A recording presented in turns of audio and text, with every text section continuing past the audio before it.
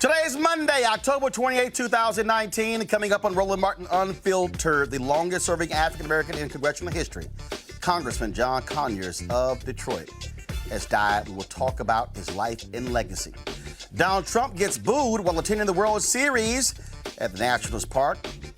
Maybe they were booing also how they blew it against my Astros. We'll discuss that later. But, of course, Donald Trump goes to Chicago and trashes the Windy City. And, of course, he sides with cops when it comes to consent decrees. I'll unpack it for you. Kirk Franklin is boycotting the Dove Awards as well as the Trinity Broadcasting Network. We'll tell you exactly why. And our friend, the actor Lamont Rucker, will be joining us right here. Plus, an artist who posted cutouts of brown paper dolls that appear to be hanging by their necks and feet from strings. Well, he's quit. We'll give the details. It's time to bring the funk on Roland Martin Unfiltered. Let's go.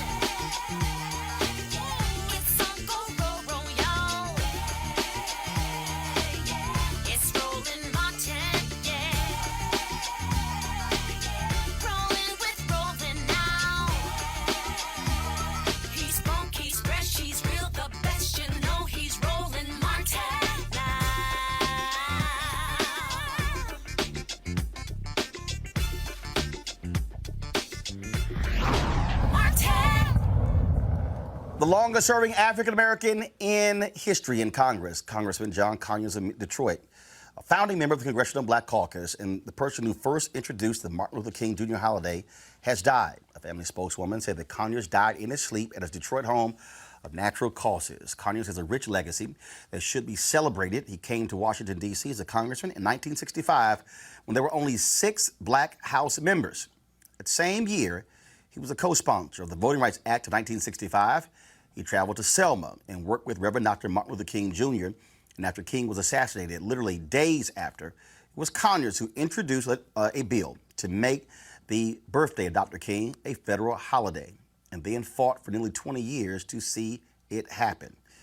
He reintroduced the bill every session until 1983 when it was signed into law by President Ronald Reagan. Here's a tribute to John Conyers. Mr. Speaker, ladies and gentlemen, I'd like to begin by thanking this distinguished committee led by the gentleman from Ohio, Mr. Sawyer, and my dear friend, Mrs. Morella, for helping bring us to this point today. We're in the time of the development of our country. We're in the time of a perhaps more gentle administration where the creation and extension of this holiday commission in remembrance of the memory and works of Martin Luther King Jr. are more important than ever. I'm grateful to the Post Office and Civil Service Committee for moving this legislation forward as swiftly as they have. I was the person 3 days after the assassination of Dr. King that introduced the holiday legislation. We spent 15 years, but in a way it was worth the wait because, first of all, the support in the House and the Senate for the passage of a holiday for Dr. King was an incredible and important historic statement which I still treasure very much, and I think its value to the nation will grow in importance as time goes on. During that period of time, though, many of my colleagues were waiting to see if the enthusiasm around the momentum for a holiday for Dr. King would subside, and instead it kept growing. And in a way that had a lot to do with the decision of both bodies and the federal legislature to finally grant what I consider the highest award that this government can pass upon any of its citizens, to dedicate a birthday holiday in their memory. As we all know, only one such other person, the founder of this country, has so high an honor accorded to him and to his memory. And so it is of critical importance that we create a commission that continues to promulgate the history, the memory, and the work of Dr. King, particularly in this era and the time in which we live. I'm reminded, ladies and gentlemen, that high school seniors were not born at the time that Dr. King was taken from us. Many of them do not really have anything but television memories and history book memories. They do not remember the poignant and vivid issues of struggle and movement that made us decide, along with most Americans, that this holiday celebration was worthy of this particular American. And so as we go on, as time moves on, the importance of this commission becomes more important, not less important. Thankfully, there were Americans who came in with startup money to get us moving. I am pleased that we're putting $500,000 into this project annually. I suggest to you it's a very, very tiny amount, but I think it does make a very strong and persuasive statement that we're going to continue the memory of Dr. King now that we have made his memory a part of the American history by recognizing him every year. So I'm pleased. I'm almost as happy as I was the day that the Senate added their blessing to the holiday bill itself. I was there, and it is one of the most important things that I consider myself having contributed to in the legislative process in my career. And so I'm humbled by all of you who have joined in the overwhelming support, and I urge the speedy enactment of this measure. Thank you very much. Conyers was one of 13 black reps to found the Congressional Black Caucus in 1971. President Richard Nixon refused to recognize the group, leading them to boycott the 1971 State of the Union address. He was later discovered to be on Nixon's infamous enemies list. Joining me right now to discuss the legacy of John Conyers is Congressman Al Green of Texas. Congressman Al Green, glad to have you on the show. First and foremost, a lot of people don't realize that Rosa Parks was run out of Alabama. It was John Conyers who hired her when she moved to Detroit, who helped her find a place to live as well. Absolutely. And he was more than an employer. He was a person who extended the hand of friendship at a time of need. And as you indicated, she received a job, but he also helped her to relocate to Detroit. He was a great humanitarian, the kind of person who was looking for someone to serve. He wanted to be of help and did an outstanding job in Congress. I remember when I met him, I was with Mickey Leland. Mickey and I traveled to Florida because there was some unrest there involving the Cuban community.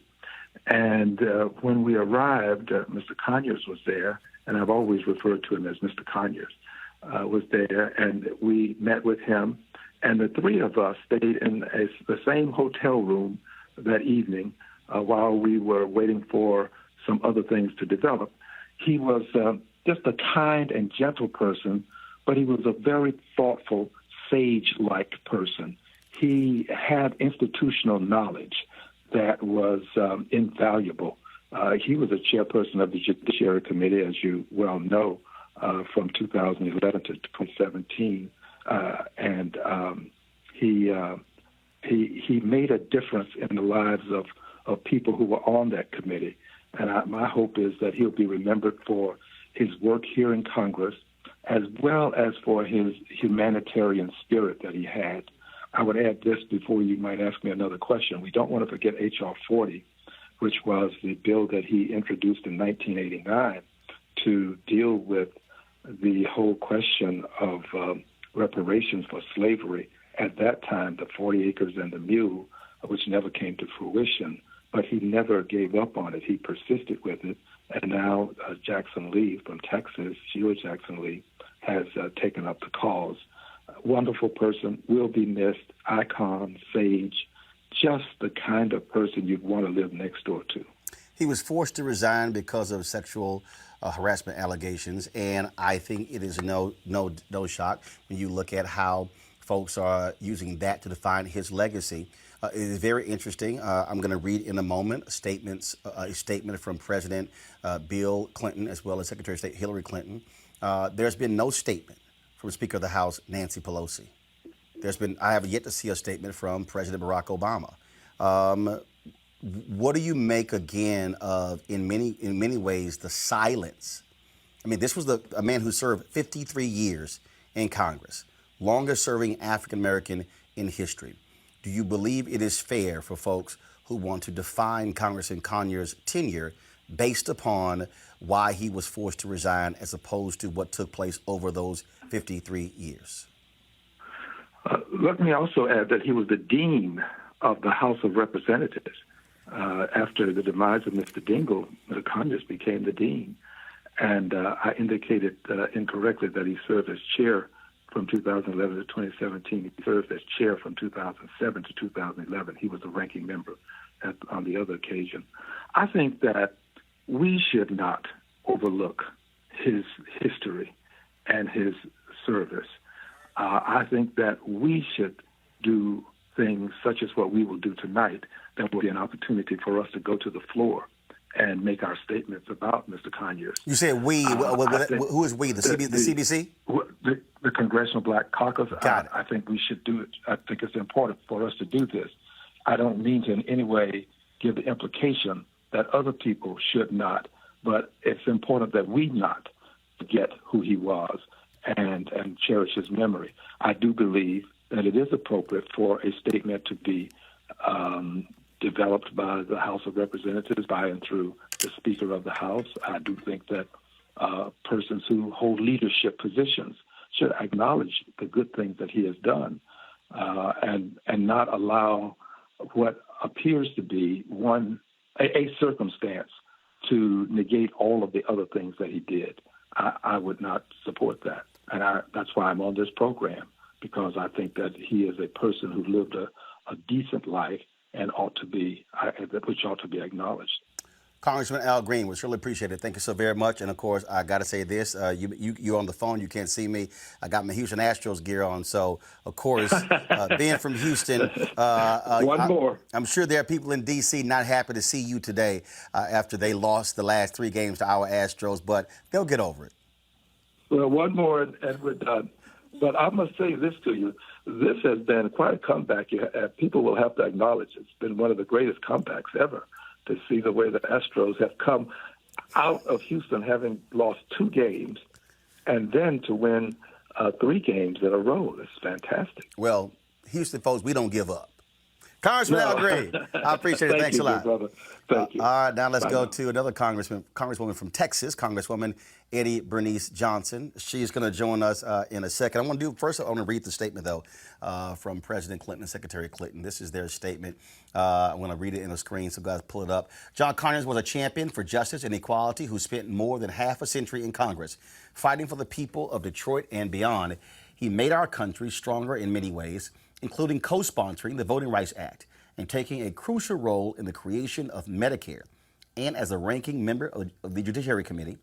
During another period of extreme division, he rose above the fray time and again to defend the facts, the law, and the Constitution.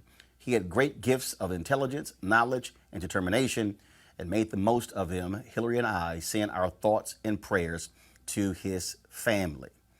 Again, we're going to have Congresswoman Eddie Bernice Johnson in just 1 second. I want to introduce our panel right now. Dr. Avis Jones-DeWeaver, political analyst, Dr. Julian Malveaux, economist, president emerita, Bennett College, Robert Patillo, civil rights attorney. For all of you, Avis, I'll start with you. Again, in normal circumstances, a member of Congress serves this long, 53 years, dies at the age of 90, glowing tributes Yes. from members of Congress and former members. Yes. That has not been the case with Congressman John Conyers. Absolutely. Completely disrespectful. There is just no excuse for it, period. As you mentioned, Speaker Pelosi definitely should be putting out a statement. Yes. Former President Obama should be putting out a statement. And I'm glad that the Congressional Black Caucus will actually be, in essence, memorializing him on the floor.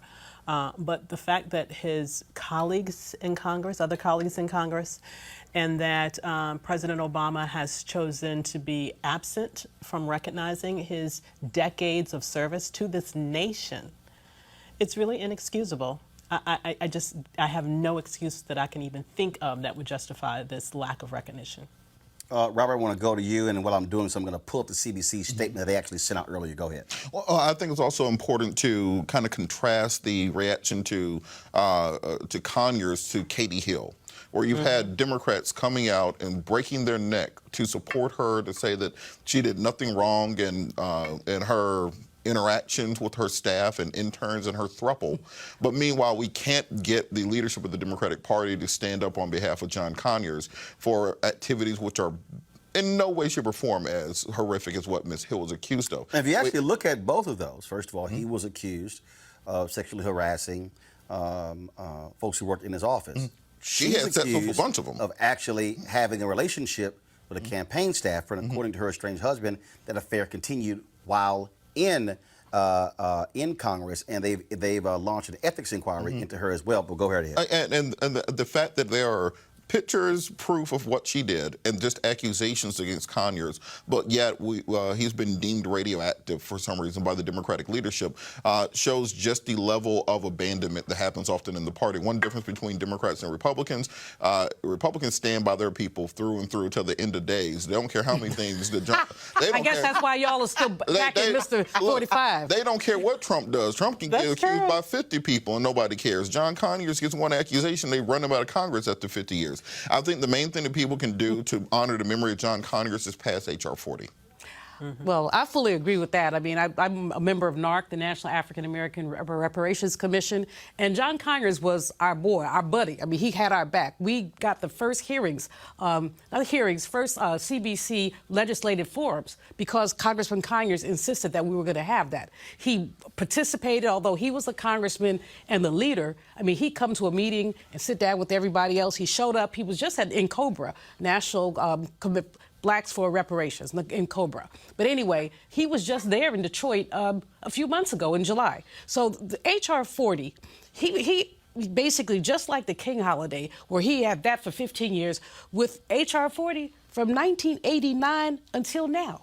And he could not get the whole CBC to co-sign onto H.R. 40. But now Sheila Jackson Lee has it. We've gotten a little publicity, and we're hoping that this will move on. But he really was a stalwart. And I'll say the last time that we met, that NARC met, we're in New Orleans, and it was just as he was resigning. And the sisters on the commission, myself, Nkechi Taifa, Joanne Watson, former councilwoman from Detroit, we cut a video, which I was been looking for all day. But we cut a video saying, look, we have his back. We do not believe in the double and triple standard. We want to know why people are not looking at some of the things that have happened to black women in terms of rape and incest and all of that. But we put out a statement, we circulated widely to say we have this man's back. And I still stand with his back. Now, whatever he did at the end of his life, one might also, well, I'm not going to go there, but raise questions about whether or not he was, quote, in his right mind. But because some of the things just seem to be unbelievable. And, you know, people get the attitude of piling on once there's one accusation. Everybody else, oh, yeah, that happened to me, too. Not really. One of the women who accused him was actually using his stationery to try to get some probation for her husband. Just saying. But in any case, Roland, we in NARC, we in the reparations movement recognize this brother as a leader and as somebody who went out on a limb, even when he didn't have a lot of back. I mean, I think it's tragic that the whole CBC from 1989 until now did not sign on for H.R. 40, which is not cutting checks for people. It's just saying, can we study this and can we suggest a remedy? I want to read the actual statement of the CBC. First of all, we had a couple of CBC members who were supposed to join us. They had to go to the floor to vote. And so we're going to be paying tribute to Congressman Conyers between now and his funeral. So we will certainly be having more CBC members on. Here's a statement the CBC issued. The Congressional Black Caucus mourns the loss of one of its founding members, the longest-serving African-American in Congress and the former dean of the House. Congressman John Conyers, a son of Detroit and champion of civil rights. Mr. Conyers lived a life dedicated to serving the community in which he was raised. He leaves a legacy of more than 5 decades of systematic change that continues to transform our country for the better to this day. Congressman Conyers was a veteran and a soldier in the civil rights movement. After serving in the Michigan National Guard and the United States Army, he turned his efforts to voting rights and participated in the 1963 voter registration effort in Selma, Alabama. He was first elected to the House of Representatives in 1964 with the endorsement of Dr. Martin Luther King Jr. and immediately tapped Rosa Parks to serve by his side. Congressman Conyers quickly became a trailblazer for liberal issues that eventually became mainstream. Just 4 days after the assassination of Dr. King, Congressman Conyers introduced a bill to create a federal holiday in his honor and reintroduced the bill every year for 15 years until it was signed into law. Mr. Conyers continued his pursuit of voting rights in Congress as a lead co-sponsor of the Voting Rights Act of 1965. Mr. Conyers was an ardent opponent of the death penalty and fought for police brutality oversight. Now a major issue in the Democratic presidential debates, Mr. Conyers was the first to introduce the expanded and improved Medicare for All Act, legislation to establish a government-sponsored single-payer health care option to control costs.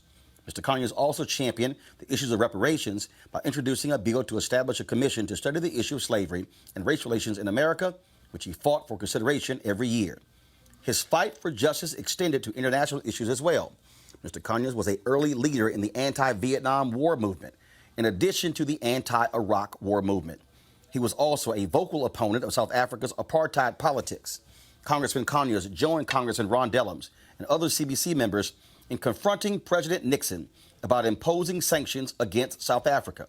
When it became clear he would not act, Congressman Conyers joined Congressman Dellums in introducing legislation to that end and was even arrested at a protest in front of the South African embassy. Congressman Conyers chaired the Government Oversight and Reform Committee, formerly the Government Operations Committee, and was the first African-American to chair the influential Judiciary Committee. For the Congressional Black Caucus, Congressman Conyers was more than a founding member. He was a guiding light. He will continue his vision by serving as the conscience of the Congress in pursuit of justice for all Americans.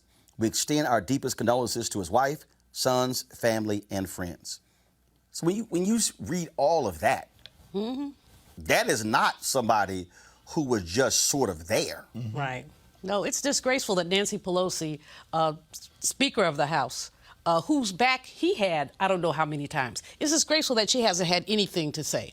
We don't expect 45 to say anything. We really don't. So there's that. But there's so many others. I would expect the Michigan delegation, Roland, to have come out with a statement. Right. You know? The whole Michigan delegation. Yes, exactly. And we haven't seen that. I've talked to people in Detroit today. They are not happy with what they see. They are, in fact, folks in Detroit are very angry. African Americans say that this is an affront to his legacy. It's an affront to African Americans. Wendell Anthony, of course, who is the president of the Detroit branch of the NAACP, put out a lengthy statement as well. Some of the stuff that we covered, but I want to go ahead and say this here. This is what he said. John Conyers was more than just a congressman. He was the go-to guy. He served as the first African-American chairman of the House Judiciary Committee. Anyone who wanted to move issues dealing with labor, human rights, South African apartheid, civil rights, women's rights, even before the Me Too movement, federal judges on the bench or presidents in a pinch would see John Conyers. He was the only politician ever to be endorsed by Dr. Martin Luther King Jr. He stood in the middle of the street calling for calm during Detroit's most devastating rebellion in 1967. He stood in the gap against President Richard Nixon, even making the famous enemies list. He was not afraid of the Strom Thurmonds and the Jesse Helms. He made us all proud as he stood with Dr. King in bringing forth the 1965 Voting Rights Act. John Conyers never lost his commitment to justice and equality. He later says, whether it was fighting for Haitian refugees, fair housing, reform in our criminal justice system, or national health care, John Conyers was always out front. He had a tirelessness that often put younger and yet-to-be seasoned politicians to shame. He was not afraid to stand alone in defense or in advocacy of policy and programs that uplifted the lives of people. His office in Washington was a repository for assemblies of common people, strategy sessions for political allies, a comfort zone for those who needed to refuel their political tanks, and a rhythmic getaway to those jazz connoisseurs who just wanted to chill. He loved his family and wanted best for one of his children. Perhaps in reviewing his life from Northwestern High School to the halls of Congress, it lies rooted in the background of his own family. His father, John Conyers Sr., was a labor leader. Conyers said, "I was drawn to the struggle because my dad was a labor organizer for the UAW. His father was an organizer when it was illegal to be in the unions.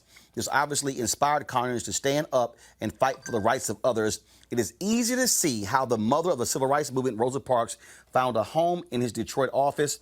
John Conyers did not leave here trying to make a difference."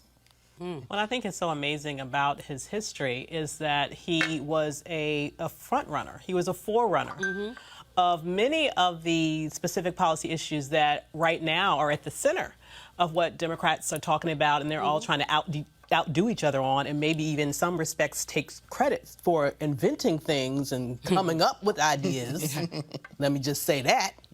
You know, but if you think about his history as being the first one to push forward towards Medicare for All, as being the first one to put legislation that would sort of start this movement towards reparations, as was mentioned, the King holiday, as was mentioned, fighting against police brutality prior to Black Lives Matter. So all of these issues that we are still struggling with today, to think that he did this at a time where he stood alone and he still pushed for it over and over and over again. And that's why I say the fact that he is not being treated with the respect that he should at this moment is particularly disappointing and angering. And I think one thing we have to remember, something that was kind of circulating online during the last set of protests and social justice movements were these T-shirts from the young millennials saying, "We are not our ancestors." And that got on my nerves, because I think a lot of these people don't understand what their ancestors went through. Yes. That now we act like we can't fight against the Tea Party or we can't fight against people in MAGA hats.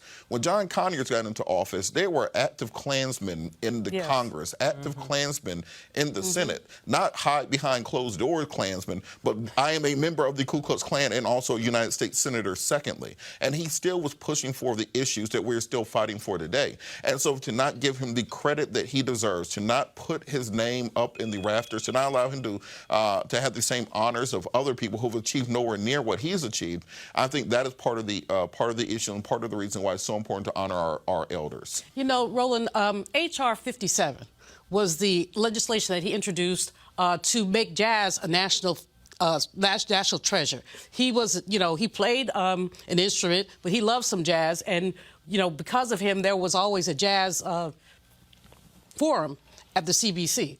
But that's something, I mean, so many folks get so serious and they're not looking at the cultural aspects of what we do. And so even though he was a very serious man, was very focused, he also knew how to basically smell the roses, enjoy the jazz. There was a club in D.C., it's closed now, called H.R. 57, which was basically named after the legislation. And they have not been able to stay open. But it was a really great club. And I always think about him in the context of jazz because sometimes when you heard him speak, you could hear the jazz in his voice. You see him moving, you know, from one subject to the other, almost like sampling. And so, you know, I cherish those memories and cherish the fact that we had the opportunity, many of us, not to know him as a legislator, but really as a buddy, as a friend, as someone you could break some bread with. Well, I'll tell you what, folks, I always enjoyed messing with Congressman John Conyers. He was a member of Kappa Alpha Psi. Sometimes he would have his red jacket on, and trust me, every time we would see each other, it was always an Alpha Kappa battle. But it was always great to see him. I'll be perusing my archives for some photos, be sharing with them later this week. And so again, it was always great to see him. I gave a speech, actually gave us several speeches in Detroit, and he would always make it a point to show up at those speeches. And so he was indeed someone who cared about the issues, was very, very quick to also praise the next generation and to encourage them as well. And so we, of course, certainly appreciate all that he meant. As I said here on Roland Martin Unfiltered, we're going to pay tribute to Congressman Conyers every single day up until his funeral because he certainly deserved it. Got to go to a break. When we come back, we'll talk this weekend. Criminal Justice Reform Forum took place at Benedict College. Woo! Things got a little hot. Senator Kamala Harris turn that joint upside down? We'll explain and talk to one of the co-chairs of this bipartisan criminal justice reform center. Let's find out from her what the hell happened at Benedict College. You're watching Roland Martin Unfiltered. Back in a moment. You want to check out Roland Martin Unfiltered? YouTube.com/Roland S. Martin. And subscribe to our YouTube channel. There's only one daily digital show out here that keeps it black and keep it real. It's Roland Martin Unfiltered. See that name right there? Roland Martin Unfiltered. Like, share, and subscribe to our YouTube channel. That's youtube.com/Roland S. Martin. And don't forget to turn on your notifications so when we go live, you'll know it.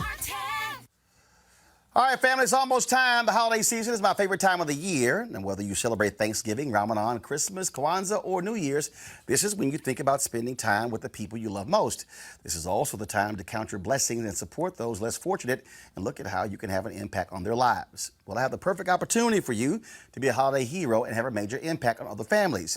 Now, here's the deal. Right now, hundreds of thousands of Americans are sitting in jail without being convicted of a crime.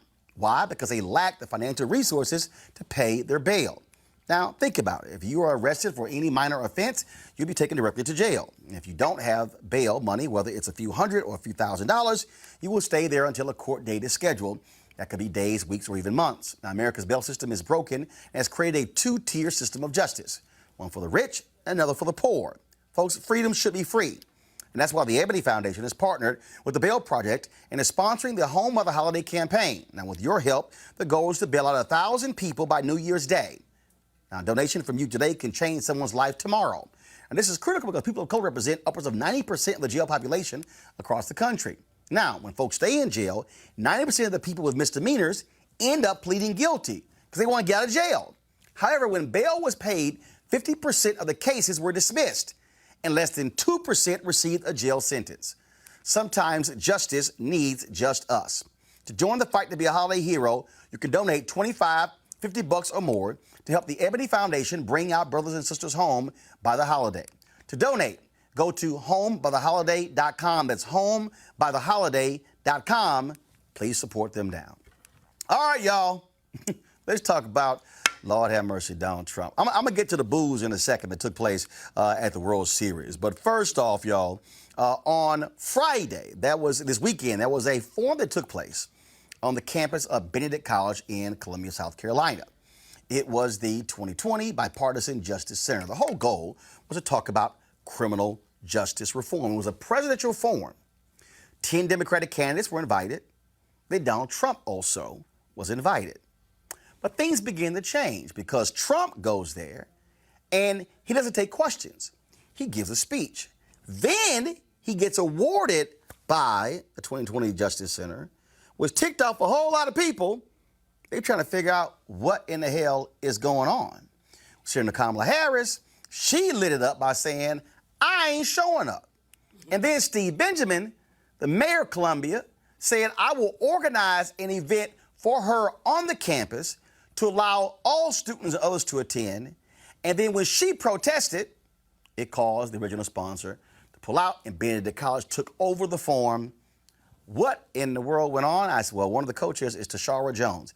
She is the treasurer in St. Louis. She's also the Democratic co-chair for the 2020 Bipartisan Justice Committee. Tashara, glad to have you here. First and foremost, I'm trying to understand, okay, so was Donald Trump supposed to come there, speak, and take questions? Because this morning when I talked to the president of Benedict College, she said that was the original plan, but then the White House declared Friday an official White House event, which changed everything. What happened? So Dr. Rosalynn Artis is definitely correct. The White House changed it to an official White House event, which means that then they took over everything, who could be in the room and everything. So once they changed it, it was out of our hands. All right. So why were they allowed to change it?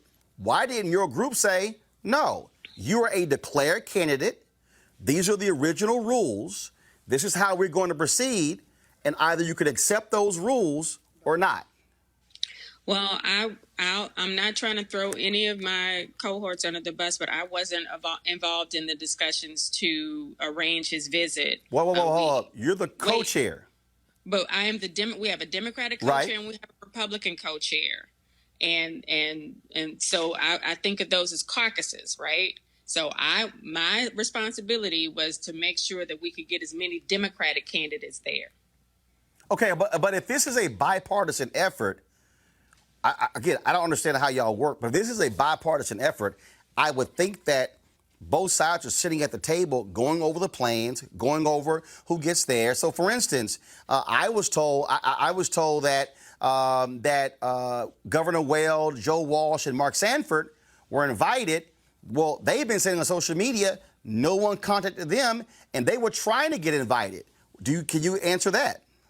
I cannot, because again, all I was responsible for was the Democratic side. As the Democratic co-chair, I was in conversation with the campaigns that I could get in touch with to see if they wanted to come, to send them letters of invitation, to confirm the details, to confirm, to pass them off, to make sure, what part of the schedule, which day they were on, because we split them up between Saturday and Sunday.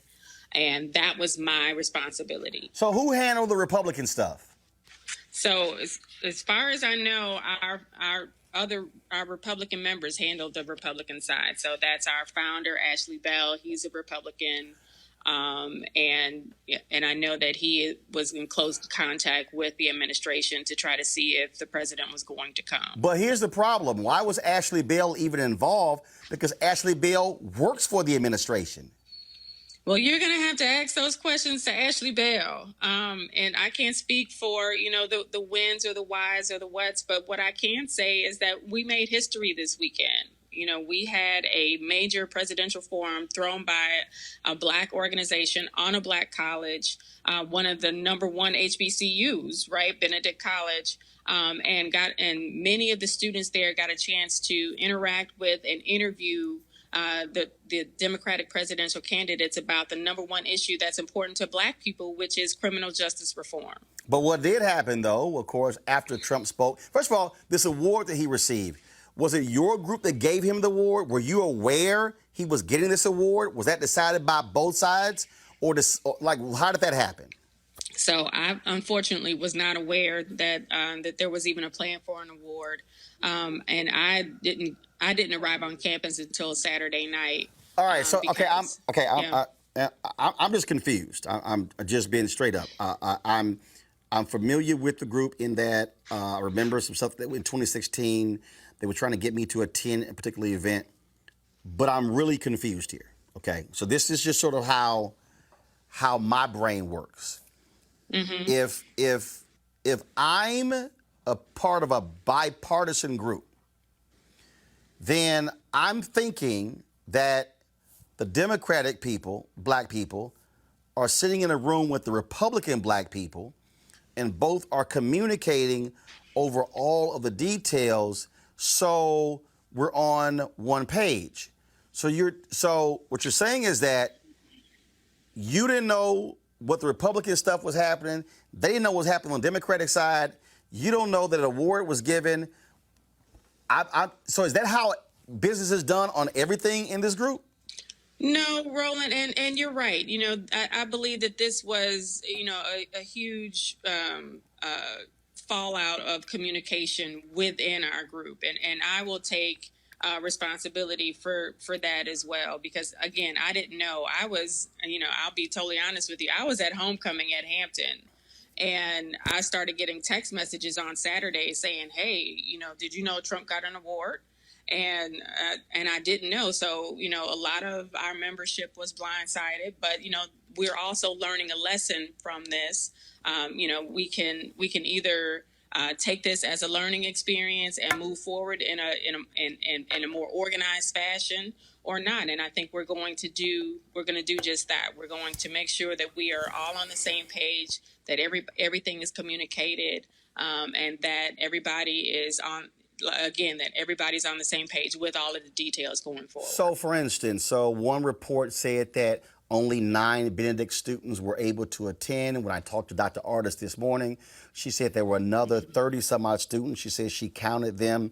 The room only held 267. So who were the people who were invited on Friday? Even that, it was a White House event. Did they determine who got invited, or your group did? No, so again, when the White House declared it an official visit, they made all of the invitations. So it was South Carolina politicians and their guests and White House staff and press corps. So when they take over, we lose control of the event. But just like Dr. Artis said, there were more than 10 students in the auditorium. It seats 267, and there were over 30 in attendance. So from your perspective, first, was it wrong for him to be given an award? Two, was it wrong for this to become an official White House event? Three, was it wrong for him not to take questions? So just from my perspective, Tashara Jones, not speaking as the Democratic co-chair of 2020, so just me and you, no, I would not have given him an award. I think he should have taken questions from the students. And what was your third question? The third question is, should they have been able to take over your event? I don't agree with that. But, the White House does a lot of things that I don't agree with. So, I think that go ahead. This was an opportunity for students to have one-on-one interaction with the president, and that didn't happen. Senator Kamala Harris was supposed to be there on Saturday. She said that she was going to pull out of the event in protest, was going to have her own event. Then we were told that that 2020 pulled out as the presenting sponsor, and Benedict College took over the event. You said you got there on Saturday. Is that what happened?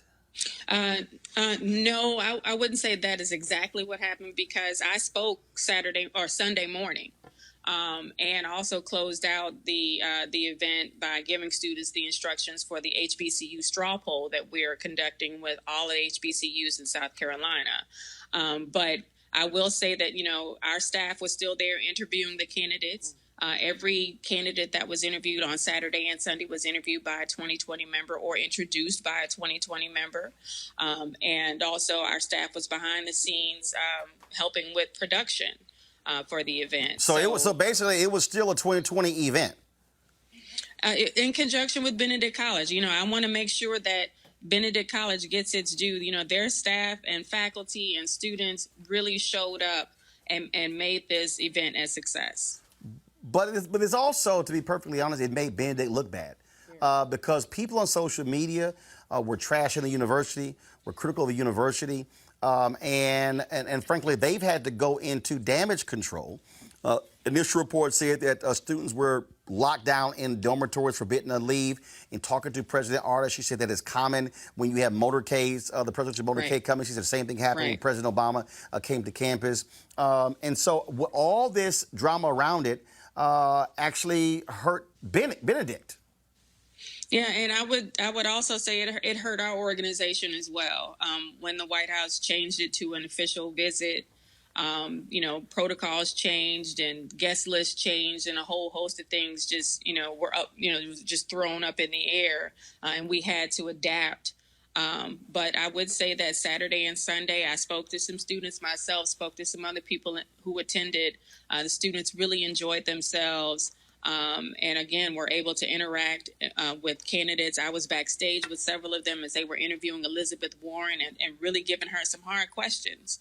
So I don't think that would have, we have to have these conversations about criminal justice reform, and why not on a HBCU campus, because it affects our kids more than anybody else. All right, then. I would love to connect with the Republican co-chair, to have them on this show to explain what took place. I think they have some answering to do, and they need to do so and talk directly to black people, because this was positioned as a black organization, a group of black Democrats and Republicans talking about criminal justice reform, and frankly, that got overshadowed as a result of what took place here. It did, and that's unfortunate, but I also think that, we want people to remember that, again, we made history by having this important discussion with 10 candidates and a sitting president on the campus of an HBCU. And one of those 10 candidates may well be our next sitting president. So they hopefully will remember this visit, the time that they spent with the students of one of the top universities in the HBCU network. All right, Tashara Jones, we certainly appreciate it. Thank you so very much. Thank you. Good to see you. Thank you. I want to go to our panel here. Bottom line is, the Democratic side, people in this group here, they got screwed. They did. And I just don't understand how you have a bipartisan organization that don't do stuff in a bipartisan way. No, it's like two different organizations under one umbrella dealing with parallel tracks. Benedict College got played. What you had on Friday was a Trump rally on an HBCU campus. They flew in Republicans from across the country. This Ashley person, Ashley Bell, yeah. again, who used to be a Democrat, flipped to Republican. Ashley worked for the administration. So he's a founder of the group, but he was a Democrat. But he works for the administration. Why in the hell is he involved in the planning of this event when he worked for one of the declared candidates? So, basically, again, it's regrettable that the college got played because it's always good to see people on an HBCU campus. But this was a Trump rally on an HBCU campus. And he did not And that's what he wanted. He wanted the photo op. And Walter Kimbrough, the president of Dillard, he tweeted, he said, I won't call this a Trump visit to an HBCU unless he took questions from HBCU students. And he wouldn't take questions. Students were sequestered. They were told to either go home for the weekend or stay in their dormitories. True, whatever, there's a motorcade, there is some security. But young people their First Amendment rights were shut down. Many of them want to protest. They were not able to do that. They were told that if they did anything, they would be subject to disciplinary action. Now, back in my day in the 70s, all you had to do was tell me I was going to get disciplinary action, and I'm like, okay, it's on.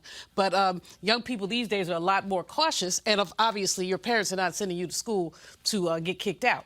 But this was horrible, Roland. I was so disappointed and just repulsed by the way that man used black people. Avis, so now we know the reports that the sponsor pulled out was a lie. Yeah, well, here's the thing.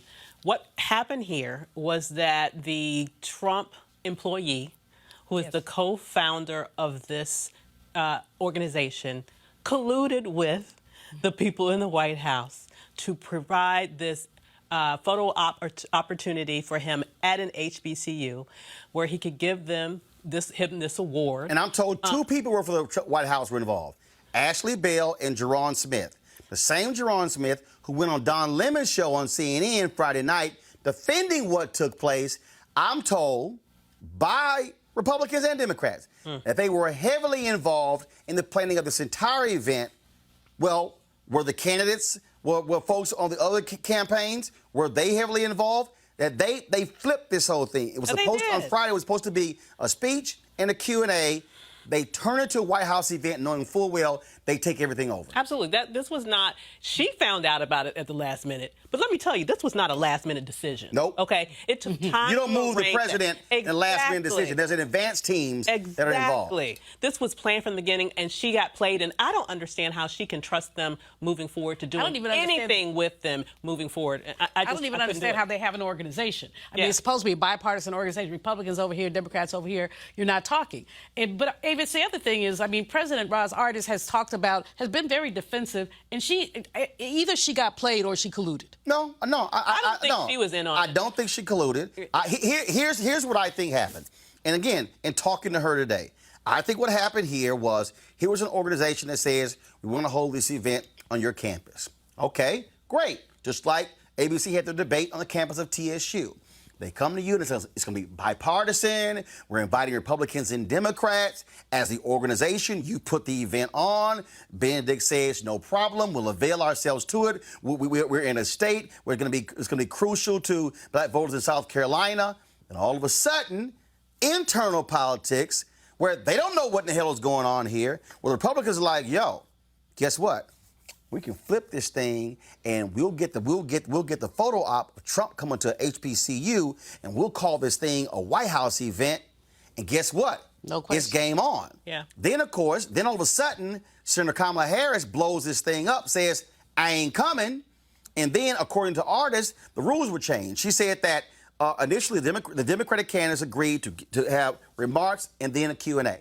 After what Trump did on Friday, she said to me this morning on the Tom Jordan Morning Show, she said that they gave the candidates options. Do you want to solely give a speech and no questions, or do you want to do the original rules, question and Q&A? They all chose comments, and then also Q&A. But the problem, which I think Harris is right, Trump should have had to answer questions. Absolutely. He should have had to answer questions because he touts the First Step Act.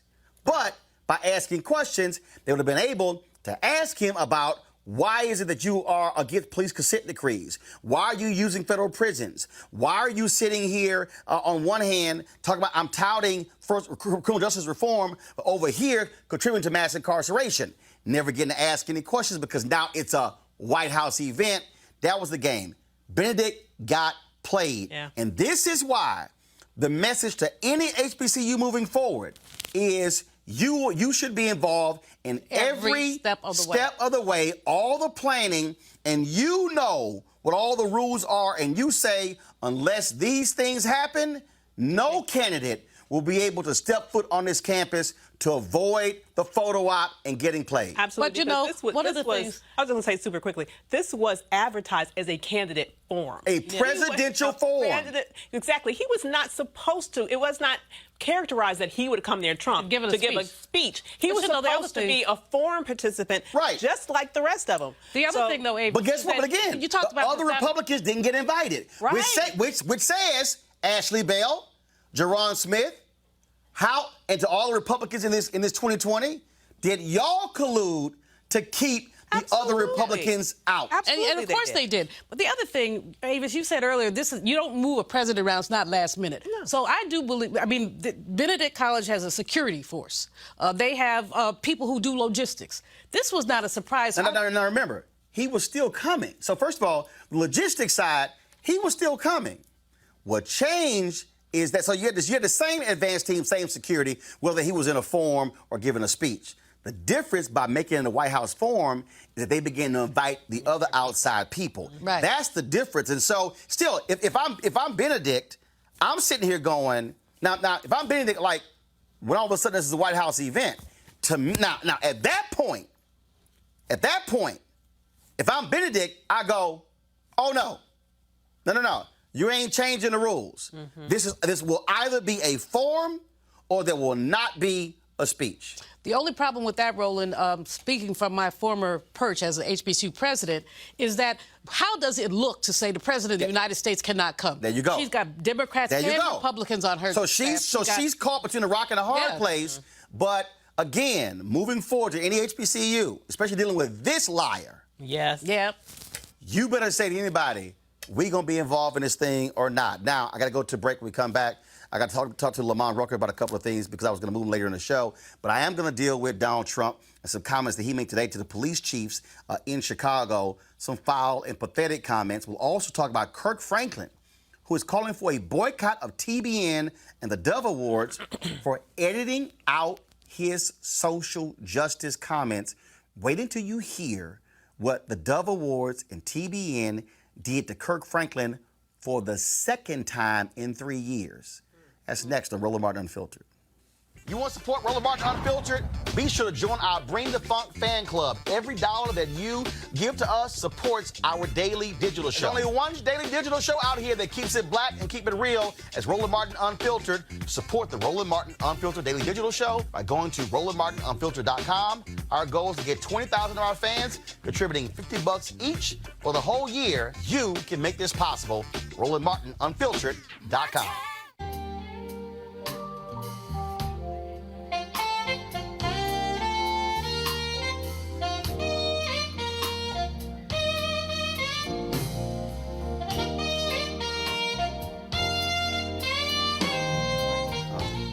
Folks, second annual Luxe Jazz Experience in Cabo, November 7th through the 11th. I will be there broadcasting Roland Martin Unfiltered there on that Thursday and Friday. If you want to participate, if you want to come out, it's going to be a grand time. 14 amazing acts. Go to lifeluxejazz.com. But if you cannot make it, you can still check out the live stream. You can have a guest pass, folks, $10.99 to watch all of the concerts over the course of 3 days. I'm talking about some amazing artists That, of course, is my frat brother, Joe Albright. Of course, we had Kirk Whalum on the show last week. He's going to be there as well. Some of the other people who are going to be in the house, actor, comedian Mark Curry. Oh, my goodness, Donnie McClurkin, Alex Bouillon, Raul Madon, Incognito, Pieces of a Dream, Average White Band, Shalea, Roy Ayers, Tom Brown, Ronnie Laws, Ernest Quarles. Man, it's going to be jam-packed. If you want to get the live stream, go to gfntv.com. That's gfntv.com, gfntv.com. You can watch all 3 days, live stream, all the concerts right here on your phone, on your iPad, on your computer, just for the cost of $10.99. So we certainly want you to do that, and we look forward to the Luxe Jazz experience there in Cabo.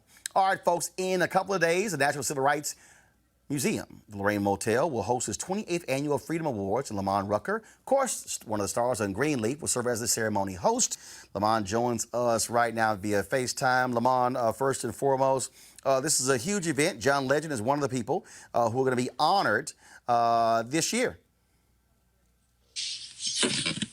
Lamont, you heard me? I can hear you, man. How you doing? Doing great. John Legend is one of the people who've been honored this year. Yes, it is. Yes, he is. Yeah, excited. Going to be excited to be in the house with him again, man. Of course, last year, I did the red carpet of the event last year. Can't make it this year because I got to be in New York for an event. But this is great because what the museum does is certainly honor folks who are focused on civil rights and human rights. Absolutely. So it's always an honor to be not just back in Memphis, but in particular to do anything that advocates for the National Civil Rights Museum. So this is my second opportunity over the last several years to represent for them and to come on board as the master of ceremonies. And so we've got a great group of honorees, and in addition to John Legend. So looking forward to a great event, and like I said, honored as always to be here in Memphis and to be the master of ceremonies. Well, a lot of people don't realize, people think of this museum as being a Memphis museum, but it's the actual National Civil Rights Museum. That's right. And it brings people in not just from across the country, from all over the world. You know, when I stopped by again this afternoon, we were with several people from a number of different countries. So it stays busy all year round. And there's people who understand not only the importance of Dr. King's legacy, but again, just the global value of the fight for equality, justice, and human rights, everywhere. So it's real cool that Memphis, Tennessee, although maybe not always for the most joyous reasons, but this is a legendary city with an incredible legacy. And although Dr. King spent his, final moments here, it's actually been a source of inspiration for people all over the globe. So it's incredible to turn something that might be sour into something that resonates everywhere. All right, then. Well, Lamont, we look forward to it. And last year, we streamed, the ceremony took place, but over the weekend, we actually streamed the whole ceremony, and we look forward to doing it again on Roland Martin Unfiltered. So good luck with it. Tell everybody at the museum I said hello, and hopefully I'll see them in 2020. You got it. All right. Always good to talk to you, brother. All right, brother. Thank you so very, very much. Thanks a lot. My man. All right, folks. Got to go to a quick break. When we come back, we'll talk about crazy Trump in Chicago, trash in the city. He said it was worse than Afghanistan. So how easy was for your ass to fly in and out? This is Roland Martin Unfiltered. You want to check out Roland Martin Unfiltered? YouTube.com/Roland S. Martin. And subscribe to our YouTube channel. There's only one daily digital show out here that keeps it black and keep it real. It's Roland Martin Unfiltered. See that name right there? Roland Martin Unfiltered. Like, share, and subscribe to our YouTube channel. That's YouTube.com/Roland S. Martin. And don't forget to turn on your notifications so when we go live, you'll know it. Oh, yeah, over the weekend, the Houston Astros played the Washington Nationals, beat them in 3 straight games, took a 3-2 lead, but and last night, of course, was Game 5. Yeah, I had to say that. Yeah, you just had to say that. I did. That's why it's not mandatory, Roland. I know. That's why I wore the Astros World Series. Be a gracious winner. That's why I wore the Astros replica ring. Zoom in on that, please. Yeah, I know. Henry's a Nationals fan, but he's a bandwagon one because he didn't see any gear now. See, Henry only wears National stuff when they're winning. They're losing. So this here is the Stop floating, Roland. Yeah, this here is the that's the furthest it goes in. This is the Houston Astros, the replica of their 2017 World Series ring. Looks great, doesn't it? And so the Astros sent that to me. And so I just wanted y'all to see that. But anyway, at the World Series, when they showed images on the big screen of the military, people cheered. Then this happened.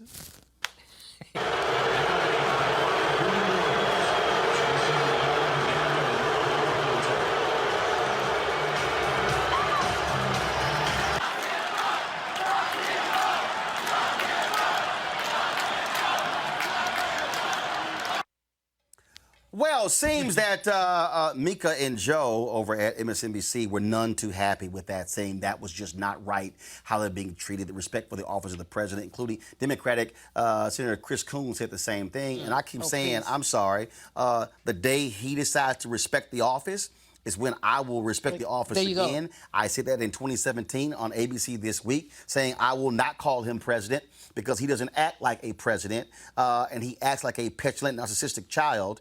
A schoolyard bully. Right, and what you saw were people expressing their viewpoint, and I was glad that they did. And so I don't give a damn. He should be viewed because he is shameful, pathetic. He's a grifter. He has turned the Oval Office into a cash register for his family. I mean, literally, Ivanka got all those patents in China. He's opening hotels all over the world. His kids travel with Secret Service protection to advance their business interests. Now, if they were right when they were doing their business work, not their political work, the government would be reimbursed. They're not going to do that. Having Pence fly across Scotland, all the way across Scotland, 200-some miles, so he can stay at his resort. Grifter is the best word to put. Con artist. There are just so many other words to use. Avis? Well, I was happy to hear that. Because, as was mentioned, I mean, he deserves it. He has well earned that rebuke. But what I find interesting is that I'm sure he was shocked. I mean, I thought it was really funny to see the shift on his face when the crowd went from cheering for the military to booing him, and then the shock, I'm sure, that he must have felt when he heard the chant coming back right at him that he started in the last election. But this time, Taylor lock her up. Now it's lock him up. And what I think is very interesting here is, just like he did in Benedict, he is used to creating his own audiences. He's used to surrounding himself in the White House by yes men and yes women. He's used to going to all these campaign rallies where basically you have a whole cult members that are there only. And so he's not used to being out with the public to really see how he's really perceived. And so I think that action really was a reality check that he needed. And in honor of the Nats, I'm wearing their color today because I'm like, hey, they did the right thing, and I'm proud of them for doing it. Yeah, okay, all right. Well, it's short because they ain't winning. Okay, Roland. Roland is like a sore winner. No. Losers, but Roland Let me is be a real sore clear. Huggy Lowdown and Chris Paul were talking ignorant, mad trash on the Tom Joyner Morning Show when they went up 2-0. And I said, you might want to think twice. And this morning, Huggy couldn't say nothing. Even hung up his phone on his own segment because I was killing him. It could have dropped. All I'm saying is, if you're going to talk, now his call didn't drop. You don't know that. He was subdued. He was in a state of depression. Oh, come on. And I trolled the hell out of him on Instagram. Oh no. I'm gonna play it at the end of the show. I ain't gonna play it right now. But I hit him with something. But the Nats fans was represented last night. Yeah, they did. That's with right. The signs, with the veterans for impeachment. You sure they were? That's why I was loving was the veterans for impeachment. Right. Yeah. I thought they were booing and losing 8-1. But you're right. They were booing Trump. All right, y'all. Speaking of the orange one, this fool spoke to the International Association of Police Chiefs today in Chicago. And all he did was trash the Windy City. But there is one person that's not here today. We're in Chicago. I said, where is he? I want to talk to him. In fact, more than anyone else, this person should be here because maybe he could learn something.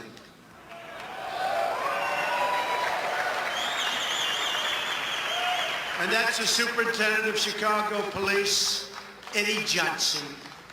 A few days ago, Johnson said, quote, the values of the people of Chicago are more important than anything President Trump would have to say. I don't think so. Because that's a very insulting statement after all I've done for the police, and I've done more than any other president's ever done for the police.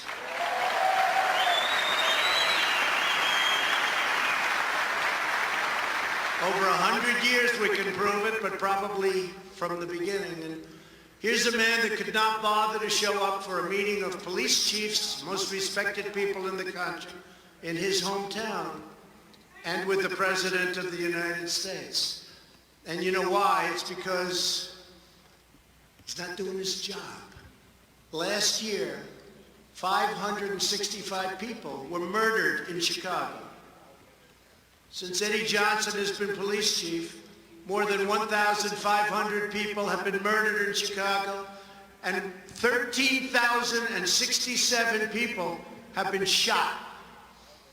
Weekend of August 2019, 7 people were murdered and 52 were wounded in 32 shootings in Chicago. And recently they had 78 shootings over a weekend spree and 3 people killed. And Chicago has the toughest gun laws in the United States. That doesn't seem to be working too well, does it? And a lot of you people know exactly what I mean. But under Johnson's leadership, they certainly don't protect people. Then you have the case of this wise guy, Jesse Smollett, who beat up himself.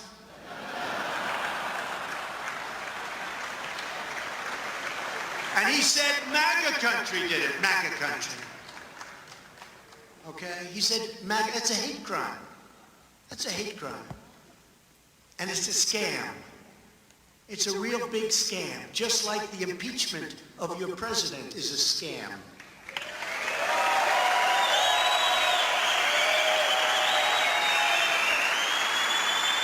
And then you look what's going on. Smollett is still trying to get away with it. He would have been better off if he paid his $100,000 bill. Chicago is, unfortunately, the worst sanctuary city in America. Chicago protects criminals at a level few could even imagine. Last year in Cook County alone, ICE asked local law enforcement people to please, pretty please, we beg you, we'll do anything necessary to stop crime. We want to stop crime. Please detain 1,162 people, please. But in each case, the detainer was denied. And Eddie Johnson wants to talk about values. No. People like Johnson put criminals and illegal aliens before the citizens of Chicago. And those are his values, and frankly, those values to me are a disgrace. I will never put the needs of illegal criminals before I put the needs of law-abiding citizens. It's very simple to me.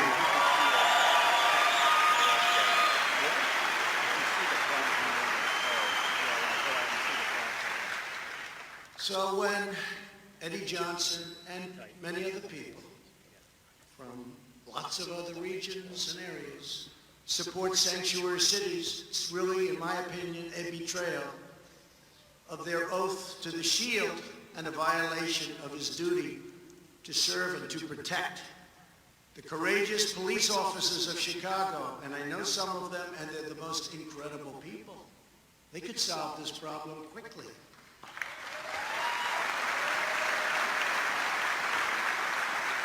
It's embarrassing to us as a nation. All over the world, they're talking about Chicago. Afghanistan is a safe place by comparison. It's true. Police officers of Chicago are entitled to a police superintendent who has their backs and knows what he's doing. You're entitled to a police superintendent who sides with you, with the people of Chicago. The people want this. And with the families of Chicago, not the criminals and the gang members that are here illegally, and not the stupid politicians that have no idea what the hell they're doing.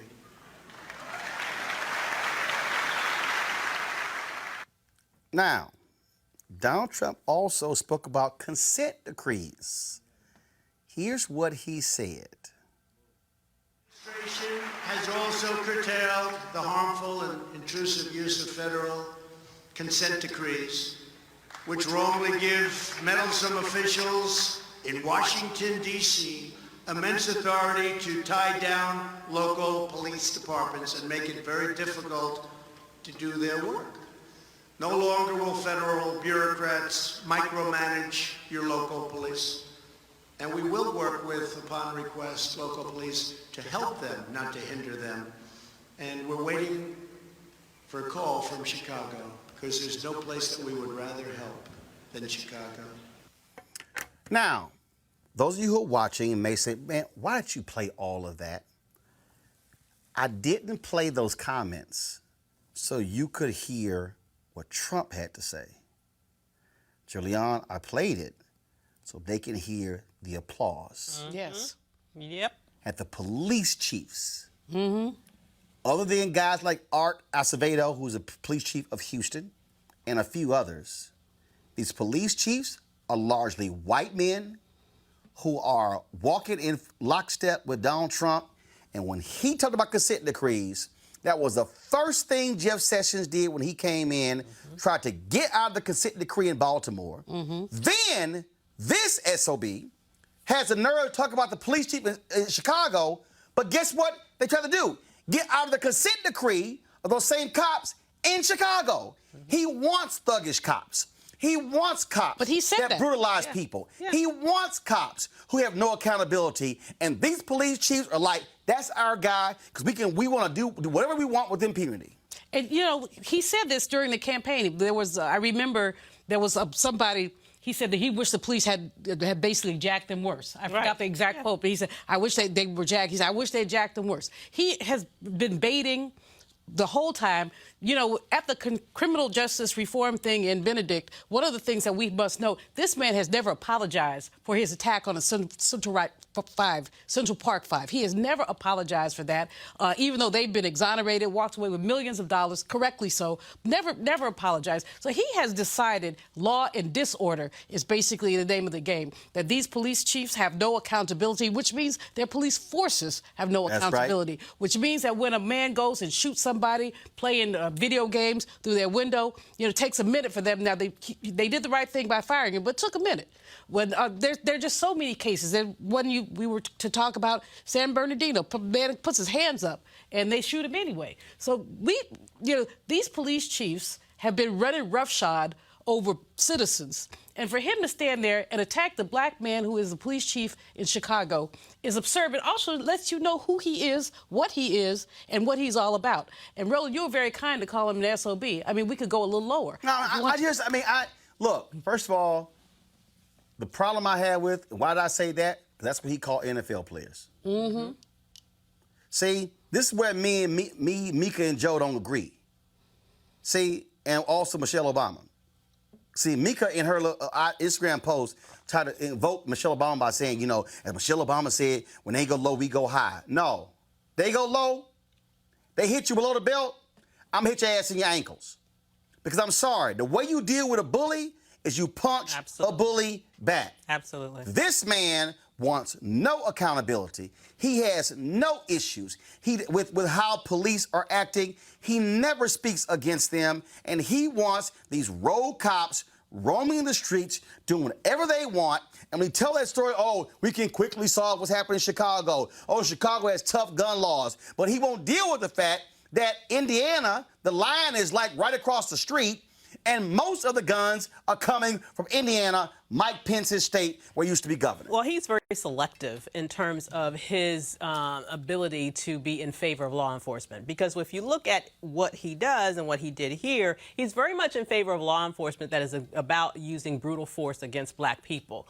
But when you look at our intelligence agencies, who are seeking to enforce the law against him and his lawlessness. He has absolutely nothing good to say about law enforcement. So I find it very interesting that he only appears to be praised and praising those Klan-like elements of law enforcement that really focus their efforts on brutalizing black people.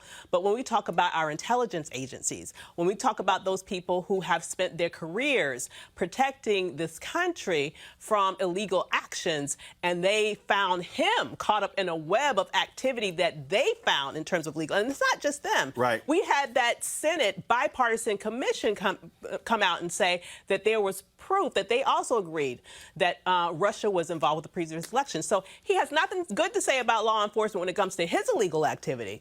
But when it comes to people who are sitting there spending their careers abusing black folks, he has everything good to say. And here's what's laughable about Afghanistan. First of all, if he flew to Afghanistan, he couldn't say it in advance.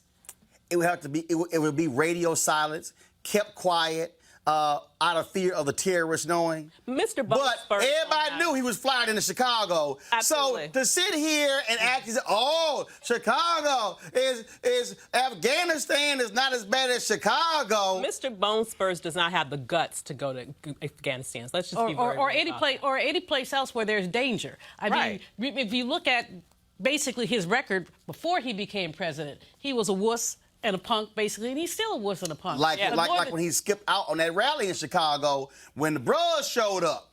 But you know, the thing about this, Roland, he has adhered to his assertion that he could shoot somebody on Fifth Avenue and get away with it. Now what we know is that he can meddle with the Ukraine and ask for quid pro quo and get away with it, that he can meddle basically closing aspects of federal agencies and get away with it, that he can defy Congress and get away with it, that they can subpoena people and he tells them don't show up. So he basically, and let's be clear about what this is about. Republicans have given him a pass. They've said they know what the law is. They didn't give him a pass. No, they're not giving him a pass. They've said, no, we're going to give you the pass. Well, I believe they are getting, I believe they're all getting help from foreign actors, not just Donald Trump. I believe that the Russians and perhaps other foreign countries are, and we saw proof. The Ukrainians that were just arrested. You had several Republican congressmen and the governor of Florida come out and say, we need to give money back that they just gave us. So they are buying off the entire GOP. What we're seeing right now is someone who is incapable of playing fair. He only knows how to win if he can tilt the situation. And that's exactly what he's trying to do now with the election. And that's exactly why he is at every given chance berating law enforcement that is investigating him, because he knows that he doesn't have control over that situation and he knows that he is involved with illegal activity. All right, y'all. All right, I'm going to go to a quick break. When I come back, I know I'm going long today, but man, we just had way too much stuff. This is about to blow y'all away. Gospel star Kirk Franklin is boycotting the Trinity Broadcasting Network, the largest Christian broadcast network in the world, as well as the Dove Awards. I'm explain next and why we're going to join them. You're watching Roland Martin Unfiltered. You want to support Roland Martin Unfiltered? Be sure to join our Bring the Funk fan club. Every dollar that you give to us supports our daily digital show. There's only one daily digital show out here that keeps it black and keep it real as Roland Martin Unfiltered. Support the Roland Martin Unfiltered daily digital show by going to RolandMartinUnfiltered.com. Our goal is to get 20,000 of our fans contributing $50 each for the whole year. You can make this possible. RolandMartinUnfiltered.com. All right, now many of us know Kirk Franklin as one of the top gospel artists in history. Folks, not somebody who's very controversial in terms of a brother who focuses on his music, but my man from Fort Worth, Texas, is not happy. Y'all, he posted this today on his Instagram account. Folks were blown away by what he had to say. And if you want to understand how white Christians feel about social justice that impacts black people, listen to what they did to Kirk Franklin. Today, I feel like quitting. I am heartbroken that I even have to share this with you. In 2016, I was blessed to win an award for Best Gospel Artist at the Dove Awards. Many of you may not know the Dove Awards in comparison are the Christian Grammys, like the Stella Awards or the Gospel Grammys. For so long, the terms Christian and gospel for many are code words for white and black, which history may teach us was a setup for this unfortunate place we find ourselves in today. During that award speech, I felt the responsibility as a Christian and a man of color to address the civil unrest at that time that was plaguing our country with the killings of Philando Castile and Walter Scott, just to name a few, by white police officers. And at the same time, the horrific killings of 5 Dallas police officers by an African American.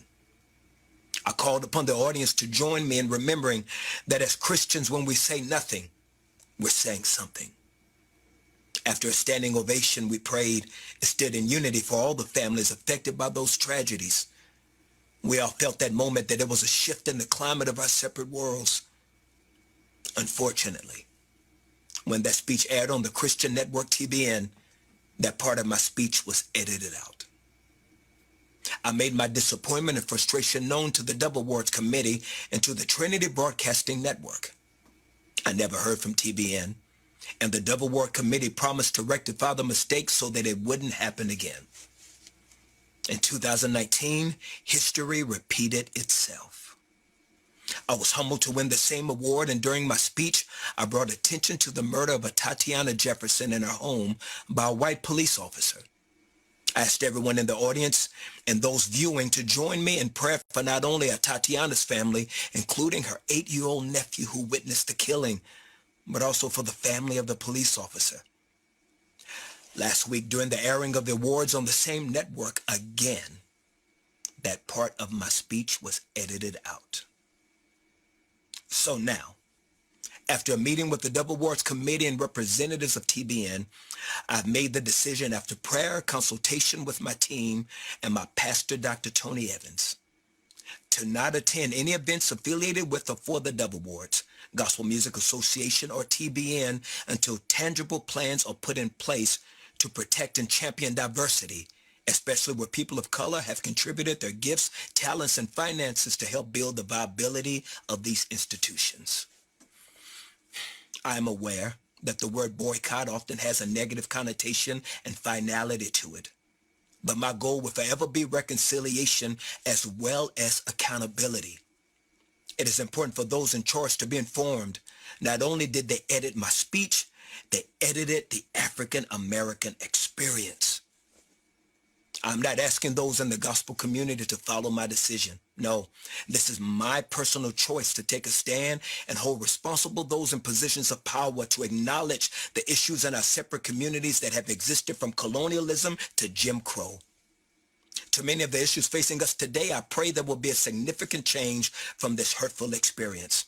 I look with anticipation for that day of healing, and I'm committed to contributing to that process.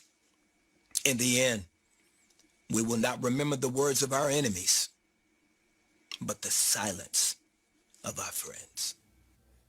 And I know Kirk Franklin is saying it's just him, but I dare say any black preacher, any black evangelist, and any black artist who goes on TBN should tell them, I will never come on again until you apologize to Kirk Franklin, until you fix this and remedy what took place. He should not be standing alone. This is pathetic. The fact that a Christian man who is from Fort Worth, Texas, spoke about the shooting death of Tatiana Jefferson. Today is the day of rage. People all across the country are highlighting her case. And they have the audacity to cut it out. You know why? Because at the Dove Awards and TBN, they are white, conservative, evangelicals who are more in line with Donald Trump and these MAGA people who don't want to criticize these white police officers, who don't want to speak against police brutality, who love talking about their being pro-life, but say nothing about the life of Artiana Jefferson, nothing about the life of Rekia Boyd, nothing about the life of Aiyana Jones, and numerous other African Americans who are killed. They say nothing. Mm-hmm. And then have the audacity to edit the man's comments out? You know, Roland, all I have to say is that was a powerful statement he made. It reminded me of Dr. King's letter from the Birmingham jail, where he really talked about the, as he said, the silent white clergy who stood by and watched Dr. King be jailed, watched him be beaten and the others be beaten, and was silent. They talk about Christianity, but Christian, do unto others as you would have done unto you.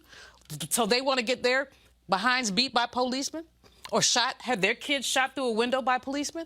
You know, that what you do for the least of these, you do for me? I mean, these people are not Christian. They basically wrap themselves around a Bible, or wrap a Bible around themselves, and sin. Everything they do is a sin. Because basically, they are attacking life. As you said, life. You can't say you're pro-life and watch people be shot.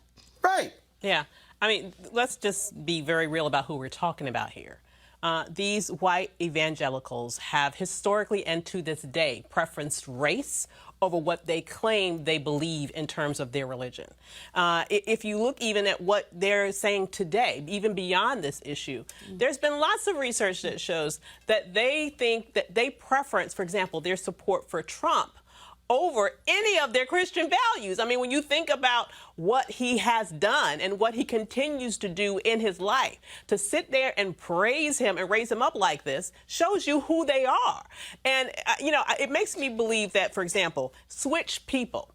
I believe that if Kanye West had been there, spouting his ridiculousness, what he had to say would not have been edited at all. No, not but at all. because you have an artist who has a black consciousness, who is willing and brave enough to talk about a black experience, that is not something that they want to allow in that lily white space. And so when you look at the history of evangelicalism and how they specifically pushed out black people, this to me is quite in line with who they are. And just like the brilliant Dr. Maya Angelou said, when someone shows you who they are, believe them the first time. But you know, people in the black Christian community who've been on this network, who've been to these, they need to follow. Who are currently on the network. They need to follow Kirk Franklin, because basically what they have become for these people is a profit center. Absolutely. They are a profit center. And they're being played, if they believe that these people care about them, they are being exploited, but perhaps they don't care because they need the visibility. Why don't all these churches get together and start their own darn network, as opposed to basically sitting at Massa's feet, asking Massa for crumbs? And that's literally what they're doing. I admire what Kirk Franklin said, but I would be much more buoyed by his statement if we saw 1,000 ministers say, I'm there too. If we saw the Christian community say, I can go watch that mess. Right, and they need to publicly. But see, here's the other piece. Not just black preachers. Yo, go to my iPad. I'm looking here. These are featured programs on TBN.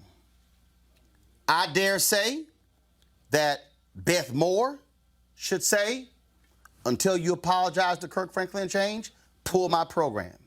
Joyce Myers, same thing. Pull my program. I'm looking on here, Bishop T.D. Jakes, pull my program. I see something down here called C.C. Weiner, Let Them Fall in Love. C.C., pull your program. Charles Stanley, pull your program. We know Franklin Graham ain't gonna pull a damn thing because he don't care about black folks. But I'm saying Dr. Tony Evans of Dallas, pull your program from them. Ed Young out of Houston, we know you ain't gonna do nothing because you had that foul crap you had to say about, of course, Roy Moore supporting him in Alabama. We know you're not gonna say nothing at Second Baptist Church in Houston. Oh yeah, you didn't think I know that, huh? Yeah, let's see who else is on here. Greg Lowry, pull your program. We know Mike Huckabee gonna do a damn thing because he agrees with that crap. But I'm reading some of these folks here who have shows on TBN. John Gray, pull your program from there. Joel Osteen, pull your program from there as well. Kenneth Copeland, all you care about is money, so we know you ain't pulling jack. So you want to keep getting that money. But as I go down here, all these folks, if you are white and you supposedly care about social justice, You should tell TBN and the Double Wars that they are dead wrong. And so I'm going to tell you right now, we're going to stand with Kirk. We're going to keep this pressure on. And what we're going to do is we're going to call each one of these folks and ask them, are they going to stand with TBN and the Double Wars, or are they going to stand with Kirk Franklin? And that's going to determine whether or not you actually care about the black experience, that you care about social justice. And so this is not, let me be real clear, y'all, because we also covered that crap with the Word Network when Kevin Adele was joking around with George Bloomer. And Kevin Adele, I got his number, I text him, he didn't respond to me. But the fact of the matter is here. Same thing. We call you out, Kevin Adele, at the Word Network. And the black preachers on the Word Network who are still silent should be saying something to him by saying, until you apologize to George Bloomer for your actions as well. Y'all, we don't need these people to spread the gospel. We don't need to be on TBN and the Word Network. We sure as hell gonna hold them accountable. Double Awards, y'all too as well. And so Kirk Franklin, I've already called Kirk. I sent him a text saying we stand with you, and other artists should come out and support Kirk Franklin, because to edit out that man's comments is beyond shameful. He was speaking about a Christian woman shot and killed by a cop in Fort Worth. You had the nerve to say that that wasn't good? Y'all the same ones on your programs talk about Christians being persecuted in other countries. Oh, if a Muslim was persecuting somebody, oh yeah, y'all be all over it. But you don't give a damn about black folks being persecuted and killed in the United States. Kirk is right, they're wrong, and we're going to hold them accountable. All right, folks, we certainly appreciate it. Thank you so very much. I know we went long, but that's what we do. Tomorrow I'll be broadcasting from Indianapolis, where Stewart Speakers, they have their annual event, State of Black America Conversation. I look forward to moderating that conversation. And so Indianapolis, I will see you tomorrow. And then, of course, when that program is over, we'll get out of there real quick, so I can go watch my Astros beat the Nationals in Game 6 taking place at Houston's Minute Maid Park. Please. And so, look, y'all had a nice run, but it's about to come to an end, Avis. Roland, you don't know that. It's about to come to an end. You don't know that. You better pray. Okay, because you better pray. And, yeah. And because of what happened in the last 3 games, trust me, you'll never see Henry wearing a Nationals hat. He a bandwagoner. See, he jump on when they winning. Boy, but he's scared like a cockroach when the lights come on when they lose. Roland, all right, y'all. You're wrong. I ain't wrong. In fact, I was going to show this. Hold on one second. No. I was going to show this here. Let me go ahead and, do I have it on this phone right here? I got to go ahead and show y'all this here. Because, see, last night, I'm going to show y'all the short version. Because, you know, Huggy Lowdown was talking a whole lot of trash. And when I say a whole lot of trash, I mean a whole lot of trash on Tom Joyner last week. And so I had to do something special for Huggy. You know what? I'm just going to play it from this phone right here. Let me go ahead and play it. And so last night I was watching a game, and I said, you know what? I ought to go ahead and do something special for my man Huggy. And so, y'all, I put this together for my boy. Play it, please.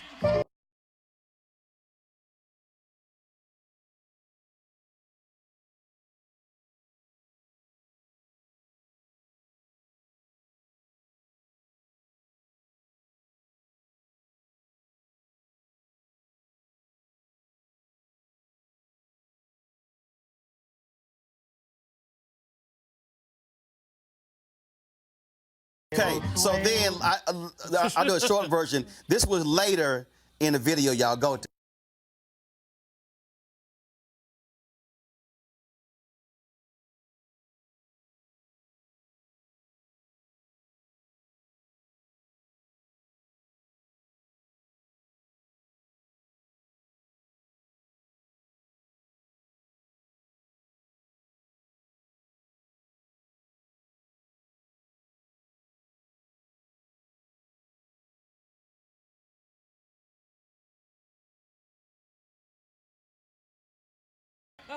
Huggy, Chris, Mignon Clyburn, Doug Sloan, Tom Joyner, all you Nationals fans, don't mess with Texas. Okay, last one. So to this morning, I worked out. You know what? I know how they feel about go-go music in D.C. So Huggy Lowdown, this also for you. Y'all got the audio?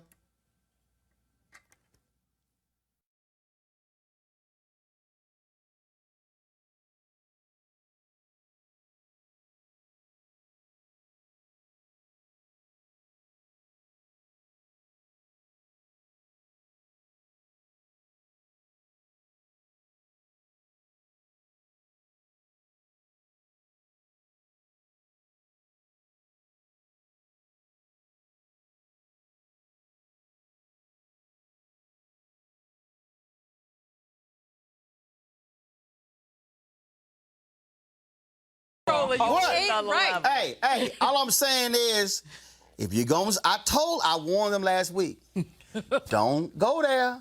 I'm going to get you back. And I got them back. Game 6 tomorrow night in Houston. Y'all better win now. I got to go. Yeah, It don't matter. you talk Because so guess much- what? They can't troll that good. No, I'll tell you what. They can't troll that good. You talked a whole lot of Dookie today. They can't troll that You good. have talked a whole lot of They Dookie. can't troll You better that good. pray that they win, 'cause I'm good. otherwise we I gonna got get the you. socks. I got the sock. We good. It's all good. All right, I got to go. Holla!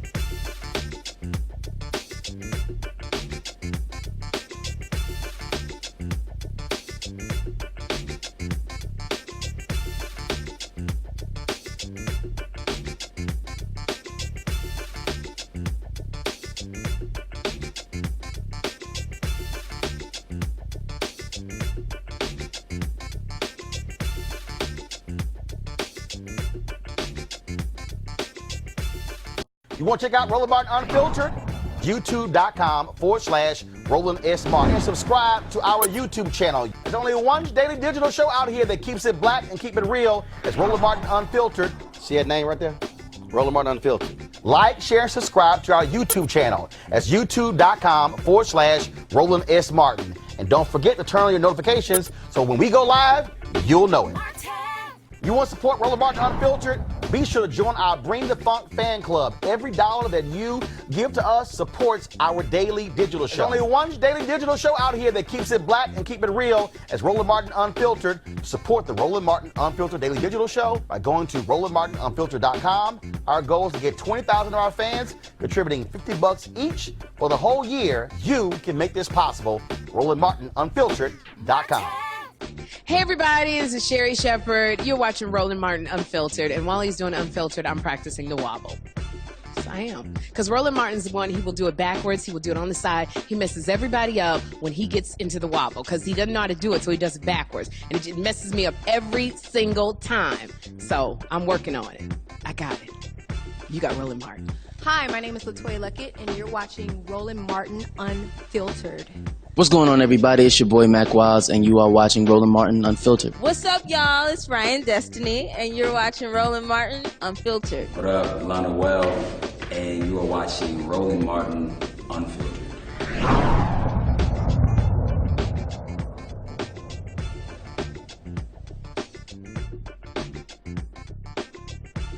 Hey fam, want to check out Roland Martin Unfiltered? The blackest show on all of digital, cable, and broadcast. Check out our audio podcast.